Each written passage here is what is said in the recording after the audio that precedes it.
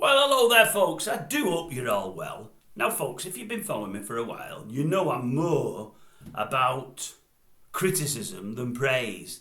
And I wanted to criticise somebody next, so this is going to be a weird one for me. I'll start with a bit of criticism, but it's going to move into praise, which is weird. Cher. I seen Cher earlier on the TV. She's trying to do something, well, she's done something with an elephant. And she's trying to do something for another elephant in America. This first one was, God knows where, the other side of the world. An elephant that's been in captivity for 20, 30 years, in a bad way mentally, and she's had it moved from one place to somewhere else, somewhere where it's back out in the open, it's not in captivity anymore, and it's a much happier elephant. But in the lead up to the piece they did with her, they show Cher first meeting this elephant.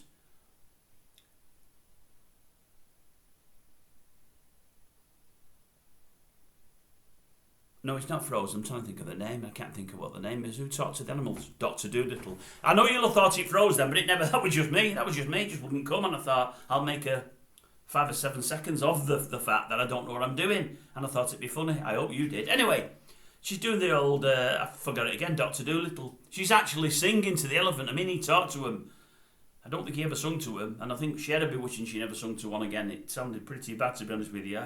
She needed the old backing tracks there and the thing that makes it sound better, the auto-tune. It wasn't very good. I don't think the elephant was that keen, it just carried on eating. But anyway, she was away singing to the elephants then. I thought, what a load of tosh. Absolute crap. I thought, it's weird that she's doing something now with elephants at a time when we're only a month or two away from Paul O'Grady's last two-parter, where he went helping elephants and looking into elephants in bad situations. Again, God knows where. Somewhere in Africa, I would have thought. And I thought to myself, oh God, Cher's doing it. I thought, oh great, you'll do it a hell of a lot better. That's what I thought as I was watching it. But then as they're talking to Cher and I'm seeing what she's done and I'm thinking, I quite like her. I quite like what she's doing. She actually said she was made aware of this elephant on a Twitter account. Somebody kept mentioning this elephant on Twitter. They kept mentioning it. She said, and I thought, well, what can I do? She said, and to be honest with you, I just disregarded it. I thought, oh, it's nothing to do with me. I put it to the back of my mind.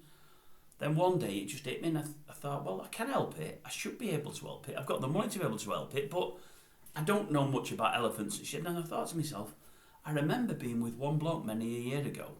We shared, I don't know if he said they shared a plane or they shared a vehicle ride.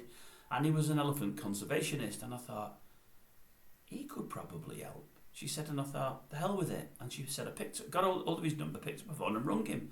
And he went straight out on my behalf to go and sort it out. She said, and we've now re-owned the elephants and whatever else. And as she was talking, and I thought, I just love your honesty, Cher.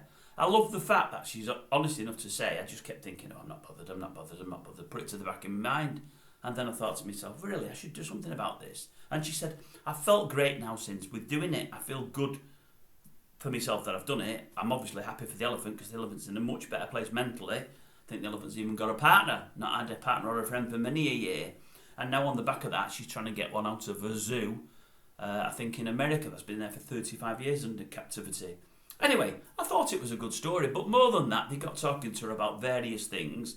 It went on in the end about a book she might be writing, about this film, about that LP, about this, and she just seemed really, really dead honest, really decent. Just, they were saying, yeah, well, you just said yourself you're getting nearer to 80 than you'd like to be.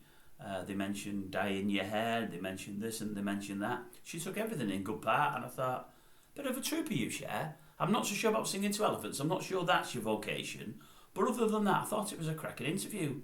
And I come out of it thinking, well done, Cher. And I wanted to knock her, folks, but I can't. I can only knock what deserves knocking. If someone's doing a good job, or I admire somebody's honesty, I've just got to say it. That's me. That's just the way I roll.